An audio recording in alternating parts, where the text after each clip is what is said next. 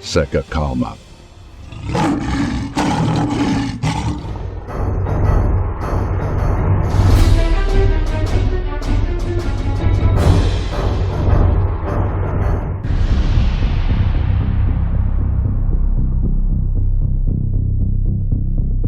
Estoques soviéticos se esgotam e Ucrânia aposta em míssil Flamingo de 3.000 quilômetros para atingir a Rússia. O setor de defesa da Ucrânia começou a produzir em grande escala o novo míssil de cruzeiro Flamingo, que pode transformar a capacidade das Forças Armadas de realizar ataques dentro do território russo. Esses mísseis têm um alcance superior a 3.000 quilômetros, o que permite atingir alvos em toda a Rússia europeia e na Sibéria.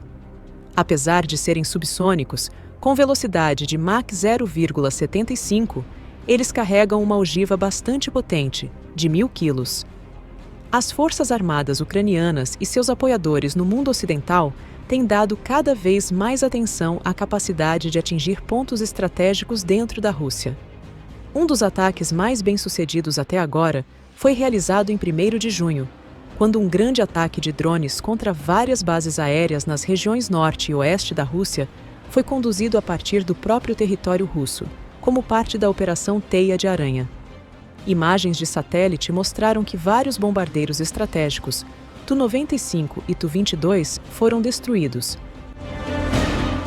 Além disso, uma nova classe de mísseis de cruzeiro pode possibilitar ataques a bases aéreas e infraestrutura importante em grande parte do país.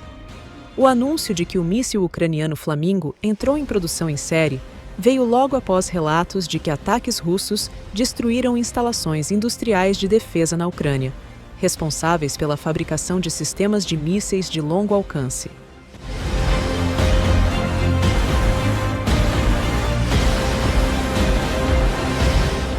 As Forças Armadas ucranianas atingiram um ponto crítico de virada no esgotamento de seus equipamentos, já que os suprimentos herdados da União Soviética foram quase totalmente esgotados. A Ucrânia era anteriormente, de longe, o país mais fortemente armado da Europa, herdando milhares de tanques de guerra, bombardeiros estratégicos e uma grande quantidade de sistemas de defesa aérea, caças e artilharia, entre outros recursos. Ao longo de 30 anos, esses arsenais foram sendo lentamente esvaziados. A maior parte dos tanques e aviões foi desativada, e muitos outros foram exportados. Por exemplo, caças Su-27 foram vendidos para os Estados Unidos, tanques T-64 para o Congo, T-72 para o Sudão do Sul e o T-80, considerado o tanque mais avançado do país, teve quase todas as unidades vendidas ao Paquistão.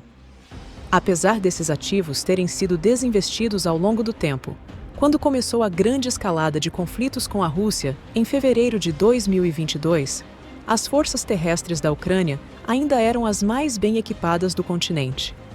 Grande parte do seu equipamento era de fabricação soviética, formando a maior parte de seus estoques. Um relatório recente da missão do Departamento de Defesa dos Estados Unidos, que acompanha a segurança dos aliados da OTAN e oferece apoio à Ucrânia, comentou sobre o nível de esgotamento dos arsenais ucranianos. Até este trimestre, a Ucrânia havia quase esgotado seus suprimentos de artilharia soviética e russa e munição de foguetes, tornando as Forças Armadas ucranianas quase totalmente dependentes da assistência ocidental.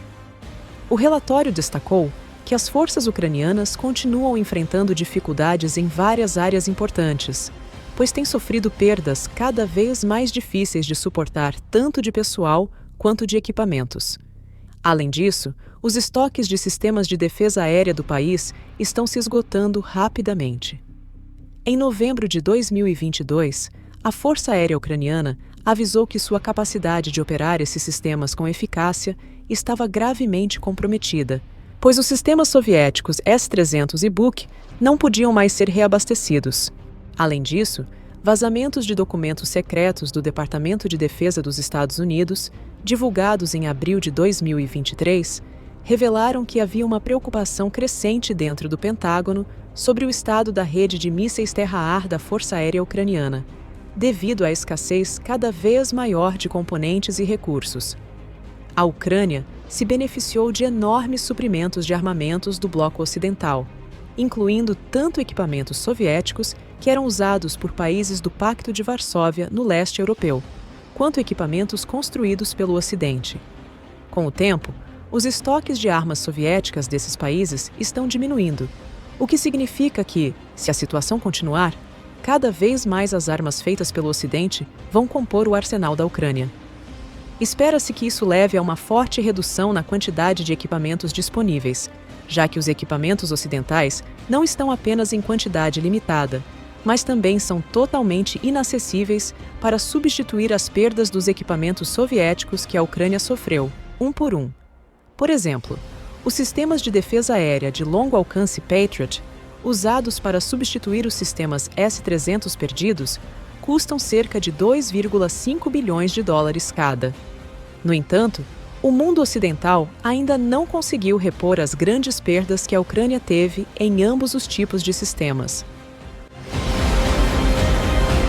Além disso, substituindo os tanques soviéticos perdidos do exército ucraniano, 87% dos tanques Abrams fornecidos pelos Estados Unidos foram perdidos dentro de 16 meses de sua participação nas hostilidades, sem previsão de novos suprimentos dos Estados Unidos. Esses exemplos destacam os problemas mais amplos que a Ucrânia enfrentará para sustentar suas forças quando os arsenais soviéticos herdados por ela se esgotarem.